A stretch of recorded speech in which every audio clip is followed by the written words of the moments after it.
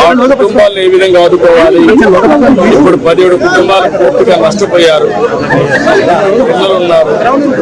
ఎవరైతే జీవనోపాధి కలిగిస్తున్నారో వాళ్ళు చనిపోయిన తర్వాత చాలా బాధల్లో ఉన్నారు. వాళ్ళందరినీ కూడా నేను ఏ విధంగా ప్రభుత్వం కూడా సహాయం చేయగలతో ఆలోచిస్తున్నా. అన్ని విధాలు ఆదుకుంటా.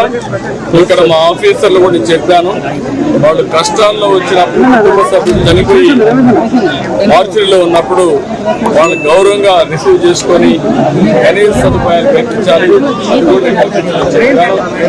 నిన్న కూడా చిన్న చెప్పారు, కొంతమంది చెప్పలేరు కూడా చెప్పారు. అవన్నీ కూడా కరెక్ట్ చేస్తాం.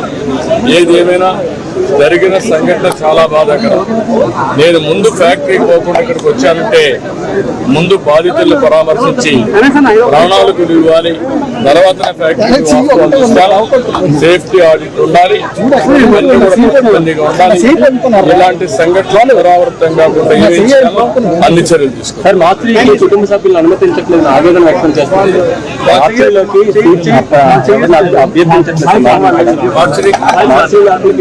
పర్మిషన్ ఇవ్వట్లేదు ఆవేదన వ్యక్తం చేస్తున్నారు. బాధ నాకు అర్థమైంది. చెప్పాను. ఈ సమయంలో కూడా వైసీపీ నేతలు విమర్శలు చేస్తున్నారు.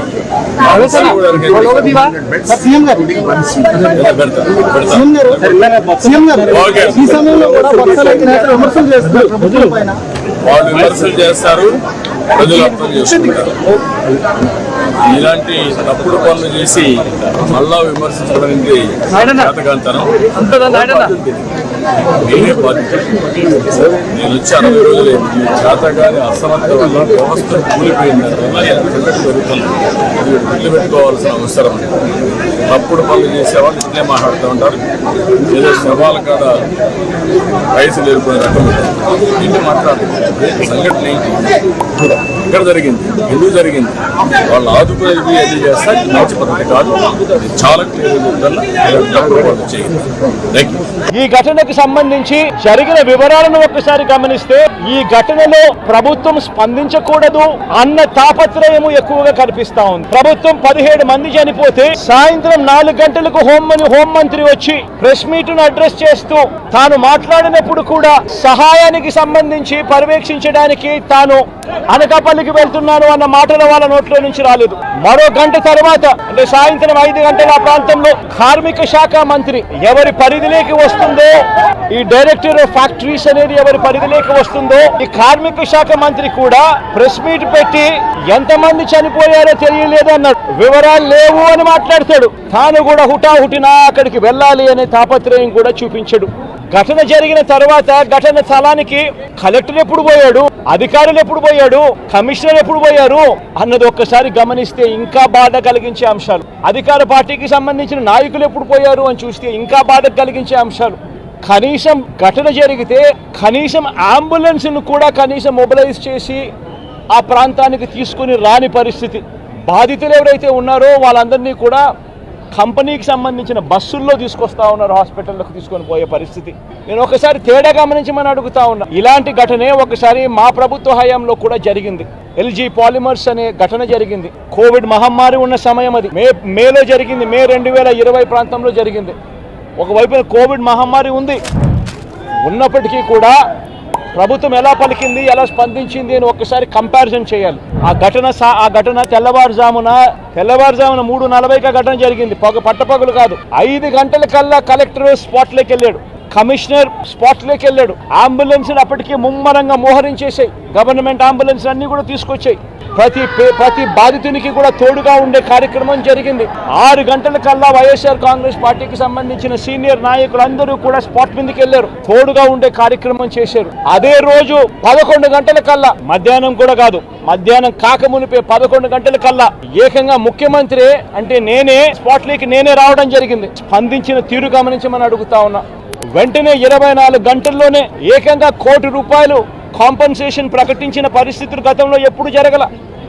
ఇట్లాంటి ఘటనలు జరిగినప్పుడు గవర్నమెంట్ ఎప్పుడూ కూడా రెస్పాన్సిబిలిటీ తీసుకొని బాధితుల పట్ల సానుభూతితో ఎప్పుడూ వ్యవహరించలా. ఇంతగా వ్యవహరించిన పరిస్థితులు ఎప్పుడూ లేవు. మొట్టమొదటిసారిగా ₹1 కోటి కాంపన్సేషన్ ఇచ్చిన ఏకైక ప్రభుత్వం మొట్టమొదటిగా వైఎస్ఆర్సీపీ ప్రభుత్వమే. మన ప్రభుత్వమే, జగన్ ప్రభుత్వమే ఇచ్చిందని కూడా చెప్పడానికి కూడా సంతోషపడతా ఉన్నాను నేను. ఇక్కడ 24 గంటల్లోనే ఏకంగా 30 కోట్ల రూపాయలు అక్కడికి ఇమీడియట్లీ పంపించి బాధితులకు తోడుగా నిలబడడం జరిగింది. ఎవరైతే దెబ్బలు తగిలాయో, ఎవరైతే ఉన్నారో వాళ్ళని వెంటనే హాస్పిటల్లోకి చేర్పించడం, 3 రోజులు హాస్పిటల్లో ఉంటే 10 లక్షల రూపాయల మేర కాంపెన్సేషన్ ఇవ్వడం, హాస్పిటల్లోకి జరిగిన మైనర్ ఇంజనీర్స్కి కూడా వెంటనే 3 లక్షల రూపాయలు ఇవ్వడం, హాస్పిటల్లోకి ఎవరు వచ్చినా కూడా చిన్న గాయాలతో వచ్చిన వాళ్ళకు కూడా 25,000 రూపాయల మేరకు వాళ్ళకు కూడా కాంపెన్సేషన్ ఇచ్చి పంపించడం, ఏకంగా గ్రామాలకు కూడా 15,000 మంది 15,000 మంది నివాసం ఉంటా ఉన్న చుట్టుపక్కల ఉన్న 5 గ్రామాలకు సంబంధించి ప్రతి ఒక్కరికి కూడా మళ్ళీ 10,000 రూపాయలు కూడా ఇచ్చి కూడా తోడుగా నిలబడిన పరిస్థితులు ఆ రోజుల్లో వైఎస్ఆర్ కాంగ్రెస్ పార్టీ ప్రభుత్వ హయాంలో జరిగాయి. నేను ఇక్కడ ఎందుకు చెప్తా ఉన్నాను అంటే, మనిషి ఒక ప్రభుత్వం అధికారంలో ఉన్నప్పుడు స్పందించే తీరు ఎలా ఉంటుంది అన్నది చాలా ఇంపార్టెంట్. ఈ ఘటనలో చంద్రబాబు నాయుడు గారు ఇక్కడికి వచ్చినప్పుడు ఆయన ప్రెస్ మీట్ చూసి ఆశ్చర్యపోయా. జగన్ హయాంలో జరిగే ఈ ఘటనలో అని చెప్పి చెప్తాడు, కానీ నేరాన్ని ఇక్కడ నుంచి డైవర్ట్ చేసే కార్యక్రమం చేస్తాడు. కానీ ఆశ్చర్యం ఏమిటంటే, చంద్రబాబు నాయుడు ఇంతకుముందు 2014 నుంచి 19 ఆయన ముఖ్యమంత్రిగా ఉన్నప్పుడు ఆయన హయాంలో జరగలేదా?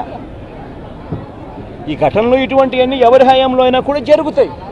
కానీ జరిగినప్పుడు ఒక ప్రభుత్వం ఎలా స్పందిస్తూ ఉంది అన్నది మోస్ట్ ఇంపార్టెంట్ ఆస్పెక్ట్. ఒక ప్రభుత్వం అన్నది స్పందించేటప్పుడు ఎంపతి చూపించాలి, అంటే సానుభూతి చూపించాలి ప్రజల పట్ల, బాధితుల పట్ల. రెండోది ప్రభుత్వం చేయాల్సింది ఏమిటి అని అంటే రెస్పాన్సిబిలిటీ తీసుకోవాలి. ఈ రెండు కూడా ఆ రోజు వైఎస్ఆర్ కాంగ్రెస్ పార్టీ ప్రభుత్వం చేసింది.